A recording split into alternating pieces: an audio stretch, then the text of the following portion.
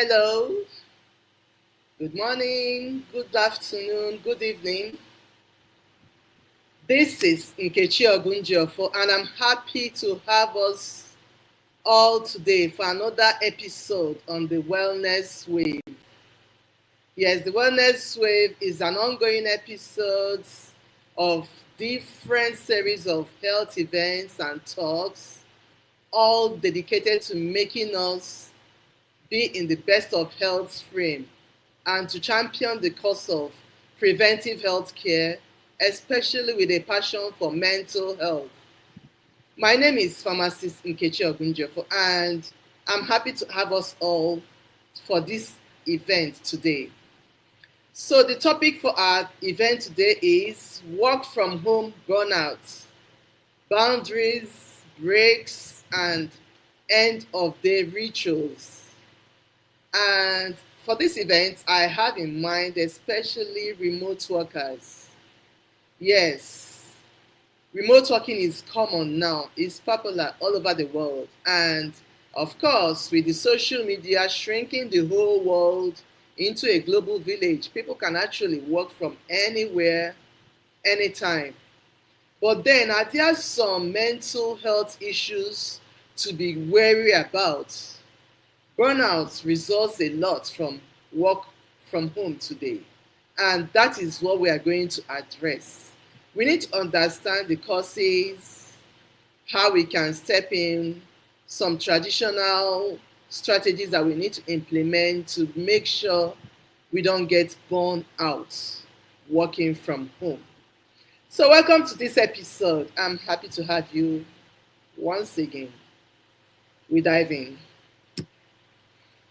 So when we're talking about burnout from remote workers, is a reality we are constantly battling. In fact, that is one of the major issues remote workers face today. And why is that so? Remote working comes with a lot of flexibility. Yeah, but then flexibility doesn't mean freedom from fatigue. If you don't watch it, even while you're trying to be flexible working from home, you can get burnout, and this can result to a lot of fatigue. Many remote workers blur the lines between home and work, and the result is that they work long hours, most times even without knowing it. They get emotionally exhausted, and then their mental focus is on a constant decline. So, what can help? That is why we are here today. Let's start from what is work from home burnout.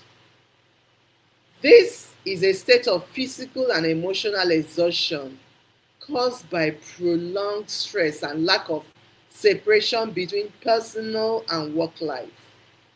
You're working from home, you don't even know when you're doing the work and the hours you dedicate to the work and the hours you need for your personal life. There's a kind of a bloodline between these two. And this results in symptoms like fatigue, exhaustion, loss of motivation, decline in mental focus, poor concentration, fatigue, even when you might have had your due rest for the day. So, what can we do differently?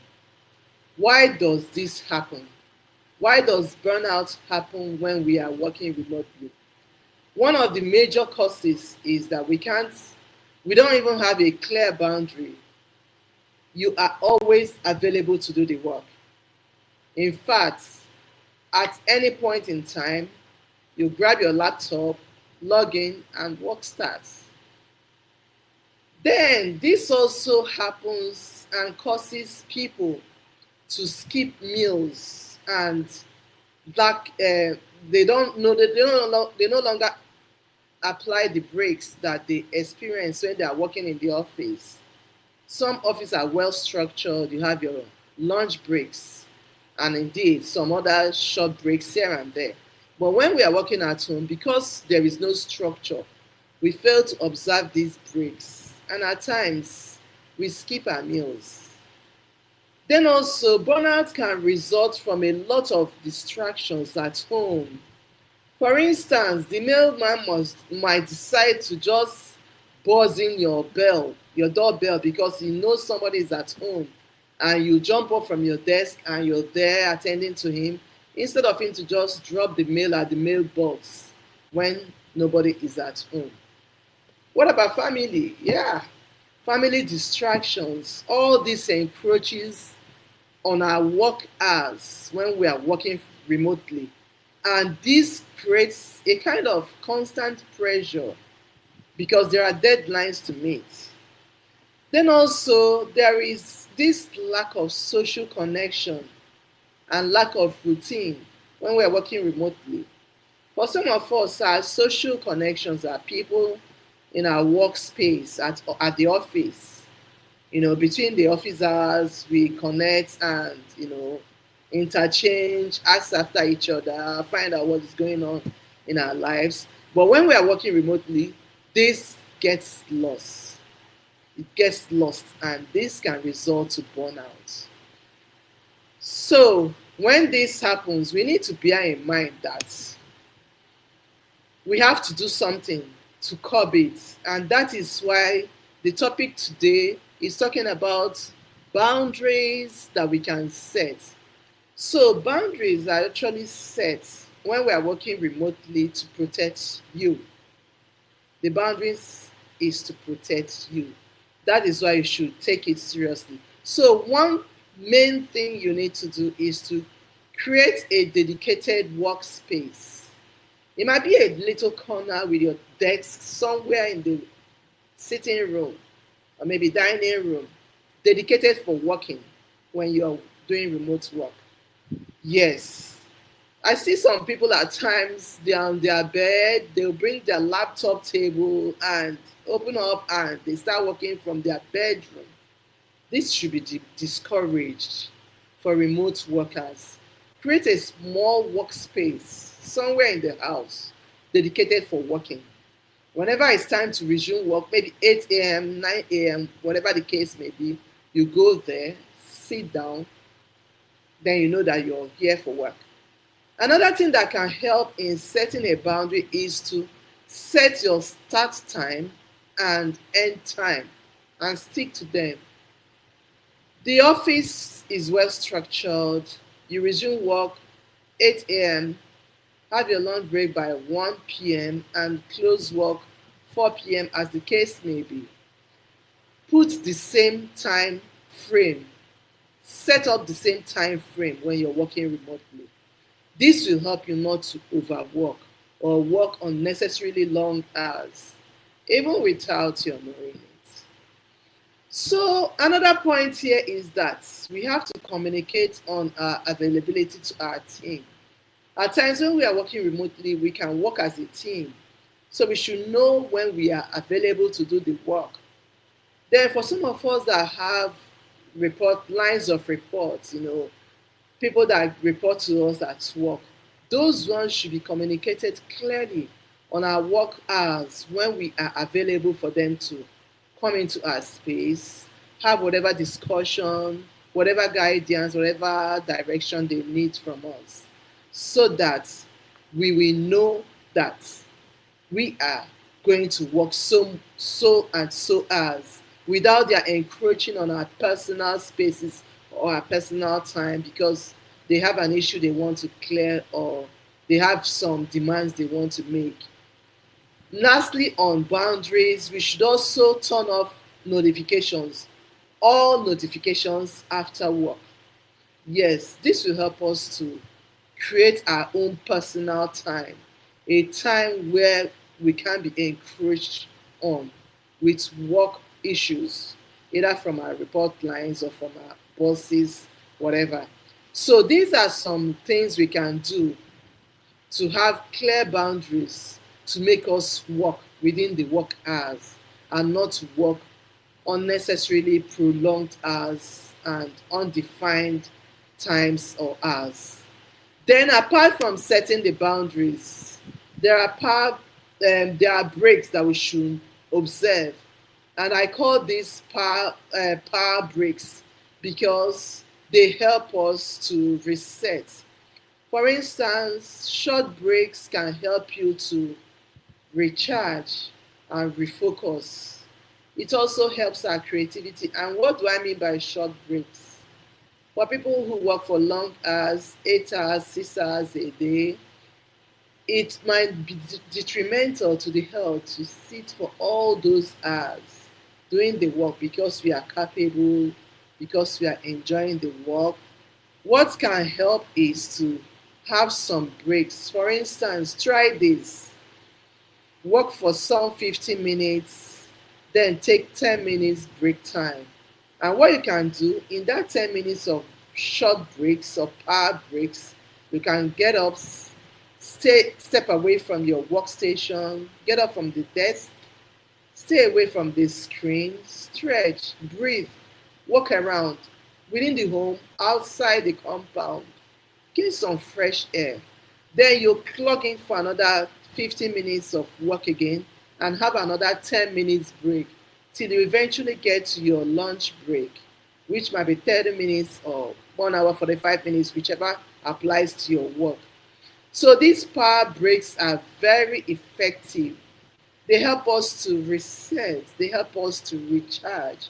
And when we come back, we find out that we have a surge of energy, a kind of renewed attention.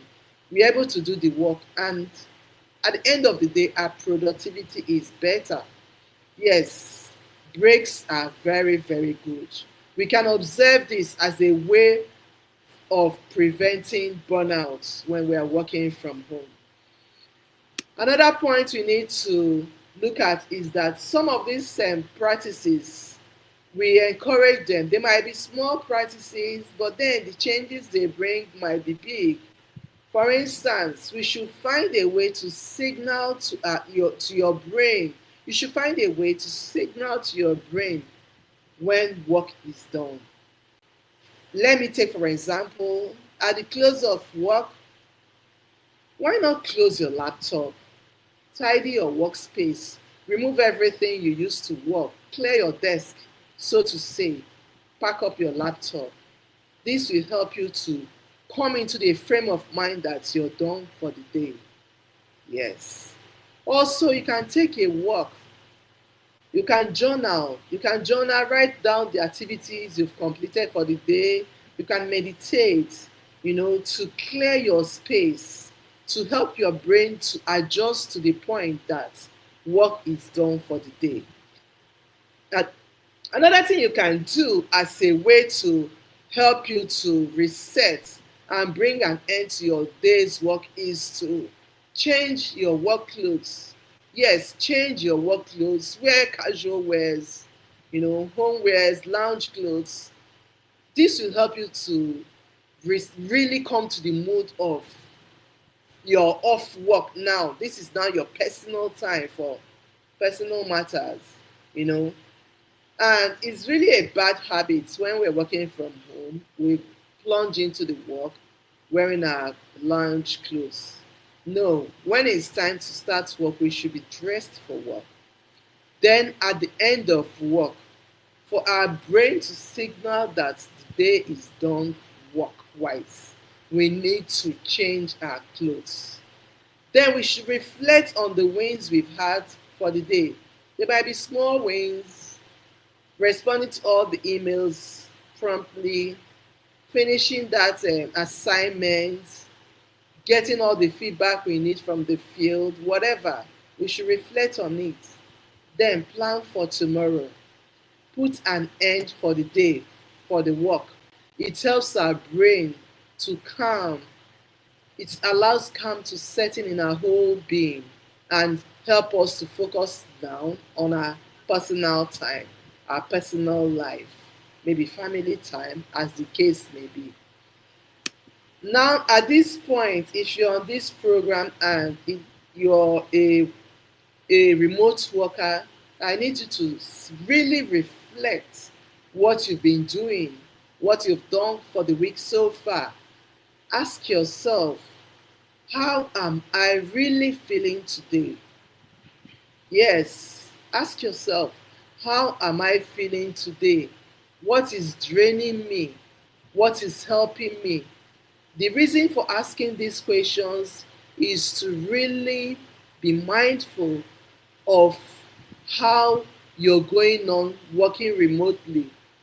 It will help you to know if you're really getting burnout or if you're really taking the work at its stride, if you're at your comfort zone. And if there are issues that you're not really satisfied with, don't panic, seek support. Yes, don't wait till you get burnout to get help. Seek support as early as possible. And you can only know that you need this support when you really zoom in on yourself. You know, in the past weeks, I've talked about some mindfulness practices that can really help you to zoom in on yourself. The breathing exercise, carry out these practices, ask yourself how you're feeling. Are you getting relieved when you do this exercise, the breathing exercise? If you're finding yourself still feeling tensed, you need to seek support. You need to seek help because burnout creeps in gradually. And for us working remotely, we need all the help to be conscious, to be aware of what we are carrying and how long we can go. So, as you're watching this program, I'd like you to reflect on all the tips I've shared about in the event today. Yes, we need to really address issues before they get out of hand. Set boundaries when you're working from home, when you're working remotely. Set your time to start work, your time for lunch breaks, so that you don't skip your meals, and also the time to close for work. And when you eventually close for work, remember to help your brain to get into that frame that work for the day is done by shutting down your laptop, clearing your workspace, change your clothes for your personal house clothes or lounge clothes that will help you to feel freer in the mood of work is done for the day.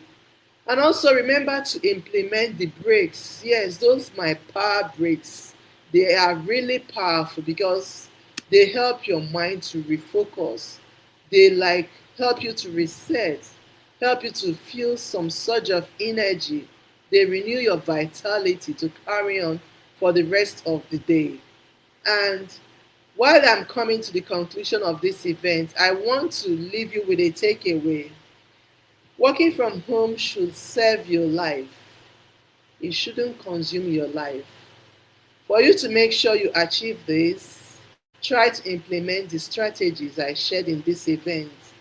And for some of you who are really in my community, if you have need for help, I'm always a click away. Let me know how I can help. And remember, boundaries, breaks, and rituals aren't luxuries. No, they are the foundation that can help you to build sustainable success even while you're working from home, even when you're working remotely. And with this, we have come to the conclusion of today's episode. And I hope you got value from this event. Work from home burnout, boundaries, breaks, and end of day rituals. Let me know in the comments section which of these strategies that you find very useful, the ones you're going to start implementing from today. Yes, the beauty of knowledge is when we put it into action, when we apply it. Let me know which of these strategies are really striking a chord to you. And let me know if you have any questions from this event. Let me know right now if there are questions. I'm watching the chat box right now to take your questions. Thank you so much for making this event to happen. And once again, it's my pleasure holding this event. And like I promised, every week on Thursday, 6 p.m. West African time, I'm poised to share new strategies, new topics, new tips. And these are all designed to help us to be in charge of our health, especially our mental health. Mental health is something that has been swept under the carpet, it's something that has been stigmatized for long, it's something I'm passionate about. And as a preventive healthcare expert, I believe in handling issues. I believe in going out preventing issues before they surface. So if you're a remote worker, I'm sure you'll find this event, the strategies I shared in this event, very useful. You can share it in your groups so that everybody in your space can also benefit from these tips. And together, let us all prioritize our mental health and well-being. Thank you so much. So let me know if there are questions I can address right away, and I'll go into them. Thank you, Martha. Thank you so much. I appreciate you making out time to join this event. This is question time. I'm looking forward to taking your questions. For the next 5 minutes, I can handle whatever questions we have. I'm yet to see any question coming up. Yeah, thank you, Patrick, for making our time to be in this event. Oh, sure, thank you. Yes, you can reach out. And for any of you that want to connect, I am available on LinkedIn. My LinkedIn profile, my page is Nkechi Ogunjofo. You can also reach out. So, Patrick, yeah, I'll check out your comments, okay? Thank you for reaching out. Thank you for being on this program today. So let me know if you have any questions. We still have some few minutes into the event. Thank you so much for everybody that made out time to be in this event today. And remember, the replay will be available tomorrow morning on my YouTube channel. You can also share this with your friends, your family, your colleagues, all those in your space that are really doing remote work. It will help us all to maintain our mental well-being. So before I say goodbye, I want to also remind us that next week is going to come up with another topic, something still very exciting. I'm going to share this very soon on my landing page, and I hope that all of you will really benefit from this. Oh, thank you, my dear sister Owoye. Thank you so much for joining this event. Okay, yeah. Thank you so much. Thank you. Please share the link. Let everybody benefit from this event. And thank you so much. So this is the end of the event. I would like to say goodbye and enjoy the rest of today. Thank you, thank you, thank you. Goodbye. Let's see this time next week. Cheers.